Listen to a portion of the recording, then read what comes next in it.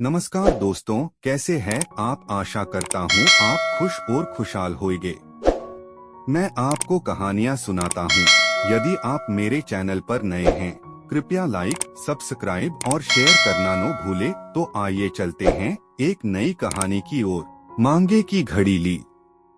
लेखक मुंशी प्रेमचंद जी। मेरी शादी को कुछ महीने ही हुए थे। अभावों के कारण अभी तक बीवी को उसके मायके में ही छोड़ा हुआ था। पगार कुल 30 रुपए थी। अपना ही गुजारा मुश्किल से होता था। बीवी को कैसे रखता, पर मिलने को तो ससुराल जाना ही था। फटेहाल ससुराल कैसे जाता। आखिर मैंने एक दोस्त की मदद से रेशमी अचकन फ्लेक्स का बूट उधार में हासिल किए। इन्हें पहनने का मेरा सपना न जाने कब से था, पर नकद देकर तो यह सपना कभी पूरा ही न होता। एक दोस्त से चमड़े का सूटकेस मांगा और बड़े ठाठ बाट के साथ ससुराल जाने की तैयारी की। कमी थी तो एक रिस्ट वॉच की। उसे मांगने अपने एक और दोस्त दीनू के पास गया। पहले तो दीनू ने कह दिया कि मैं मंगनी में कोई चीज नहीं देता, पर मेरे आग्रह और ससुराल जाने की बात जानकर उसने रिस्ट वॉच घड़ी मुझे दे दी।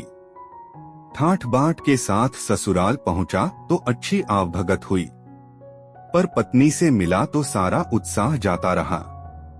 पत्नी ने मेरा ठाठ देखकर ताने उलाहने देना शुरू कर दिया। सब रुपए उड़ा दिए होंगे, कुछ मेरी भी सुध है कि नहीं। यह नहीं हो सकता कि तुम मौज चैन करो और मैं यहाँ में पड़ी भाग्य को रोया करूं। मेरे छुपाने पर भी कलाई की घड़ी पर देवी जी की नजर पड़ ही गई। वाह, इतनी अच्छी घड़ी। पत्नी ने मांग ही ली। मैं शर्म के मारे यह न कह सका कि दोस्त से मांग कर लाया हूँ। पत्नी की जिद पर मुझे देनी पड़ी। अपनी कलाई पर घड़ी बांधकर शायद वह गिले शिकवे भूल गई। मैं यही सोचता रह गया कि दीनू को क्या कहूँगा। आखिर 2 दिन ससुराल रहकर वापस लौटा। दीनू को कहा कि घड़ी तो खो गई। दीनू ने नाराज होकर कहा, इसीलिए मैं देता नहीं था। आखिर वही हुआ जिसका मुझे डर था। पर तुम भाभी को भी नहीं लाए अपने साथ। उसे कैसे लाता, अपना ही गुजारा नहीं होता। अच्छा तो सारे 30 रुपए खुद उड़ा जाते हो, पर घड़ी के मेरे दाम तो भरने ही पड़ेंगे। 500 रू की थी। 5 रू हर महीने वेतन में से देना होगा।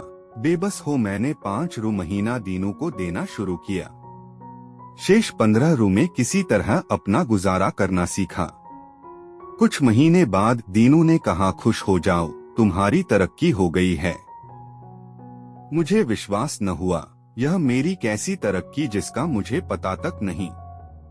वाकई अब मुझे 15 रुपए ज्यादा मिलने लगे। मैं बड़े बाबू के पास गया।